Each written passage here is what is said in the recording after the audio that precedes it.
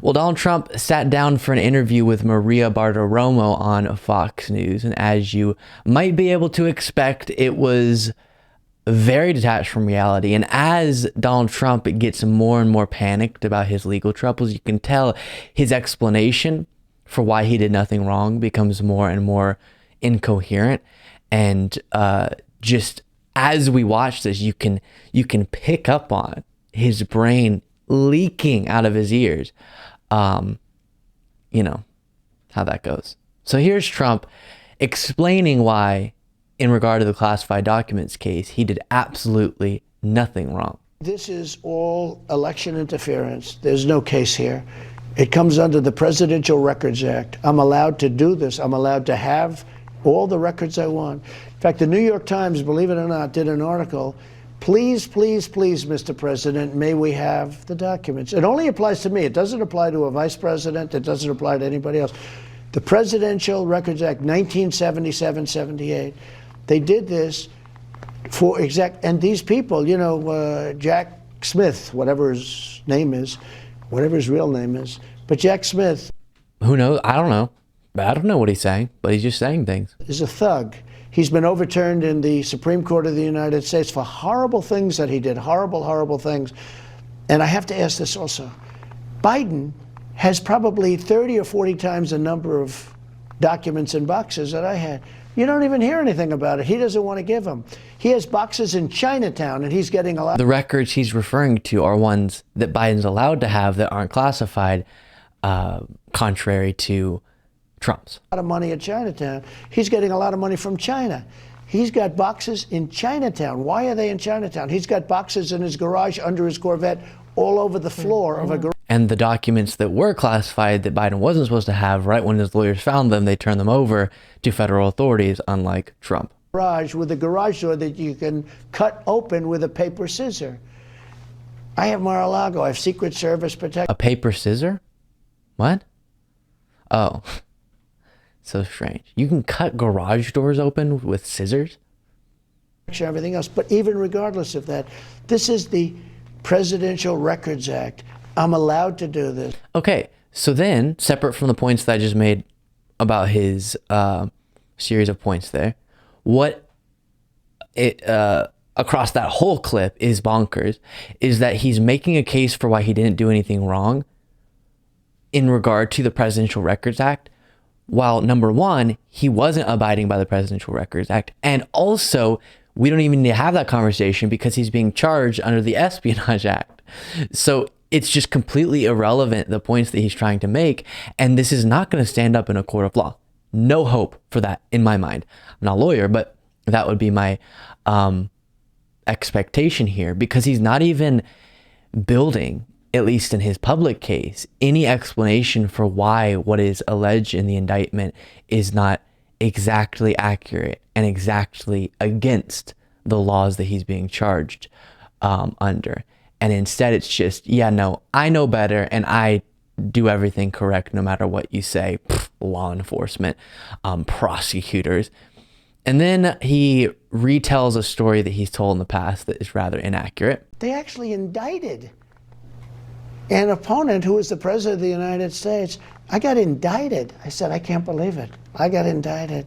I could tell you stories of what happened when I went down to New York and when I went down with policemen looking at me and crying. They actually... Just tears streaming down their face. So that didn't happen, as you might be able to guess. We talked about this after the New York arrest and arraignment, but as the Independent reports, Donald Trump's bizarre claim that New York court staff were crying when he was arrested and arraigned is absolute BS, according to a report. And this was a law enforcement source on the scene who says, no one was crying as Trump walked in the building, even though he says otherwise. And that's just complete, quote, absolute BS. Next moment here, and this will be the last that we look at on this, but super interesting. Maria Bartiromo asked a question about what will you do differently, and it kind of gets to the subject of the drain the swamp topic, which is something I find so bizarre with MAGA, where they will say Trump now is going to drain the swamp if he becomes president again, but he wasn't able to, I guess, the 4 years he was there as president, because right now the deep state's worse than ever. But in 2016, he ran on Drain the Swamp. So how is it going to be different this time? And he just kind of wanders through an incoherent response. Thing that you could look back on Yeah. in 16 that you think maybe you want to do differently this time around? Well, the mistakes would be that a lot of people, for instance, say you should have been softer. But I was under siege by people that were very dishonest. If I was soft, I wouldn't be talking to you right now. Believe me, I wouldn't have been able to finish out one of the most successful terms as president, to a point where it was so successful that I'm leading by 50 points right now. You know, I mean, that wouldn't have happened. The mistake would be people. I mean, I wouldn't have put a guy like Bill Barr in. He was weak and pathetic. I wouldn't have put Jeff Sessions in. There are some people that I wouldn't have put in. You know, most people were good. But I had some people, we had Esper, I didn't like him. He was incompetent, I thought. We had other people I didn't like. Why did you put them in the job then? Because every president, you put somebody in, you think they're good. No, every president does not see as many people leave the administration and then turn around and say, that's a disaster. And then the administration or the president going, they're incompetent and they were terrible the whole time. That doesn't happen every single time a president's in the White House. That was pretty uniquely your problem.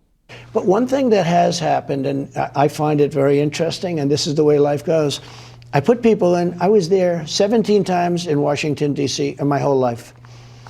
Okay? I never stayed overnight. The press actually reported. Watch this part. Watch how he just kind of wanders and just starts talking about how cool it was to be president. 17. I don't know if it's right, but it's probably pretty right. I never stayed overnight, ever. And then all of a sudden, I'm the president of the United States. And it's like a different society. I was New York, and, you know, it was a different thing. So I didn't know people. I became president. I'm riding down Pennsylvania Avenue with our first lady. I had 250 motorcycles. I had armies. I had everything. I said, do you believe it? We're president. Take a look. This is... We aren't president. You were president. We is president. Wild, right? But I never was involved in that. And so you didn't know what to expect? No, is no. What you're saying. Well, I didn't know the people. Even though in 2016, I said, because I'm an outsider, because I'm a businessman from New York, I'm going to be able to hire the best people and be the best at running the government. And now you're turning around and saying, I had no idea what I was doing. I know the people now better than anybody's ever known the people. I know the good ones, the bad ones, the dumb ones, the smart ones. Well, you didn't drain the swamp like you said you would. You didn't drain the swamp. I did. I fired Comey. I fired a lot of people. A lot of the people I fired. I fired Comey.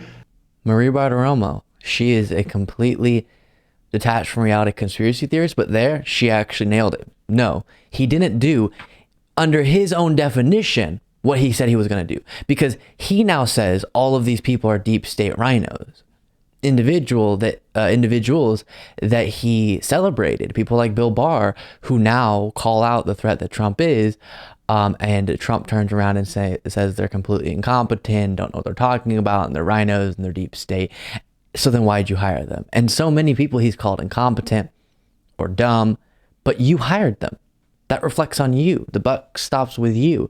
But obviously Trump does not buy into that at all. And it really is wild that his followers believe he's going to do it this time and he'll be able to defeat the deep state, even though after 4 years of him being president, he had an election stolen from him by the deep state. So clearly it was stronger than ever. They couldn't steal it in 2016, but they could in 2020 after he was president for 4 years.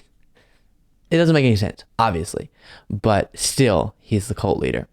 I will never understand. Thank you so much for watching. If you want to be a part of what makes this show possible, plus get access to the full video version of the show hours before all the clips are able to be uploaded to the YouTube channel, plus get the bonus show on the weekends, you can do so by going to lukebeasleyshow.com/membership. That's lukebeasleyshow.com/membership, and there's a link in the description.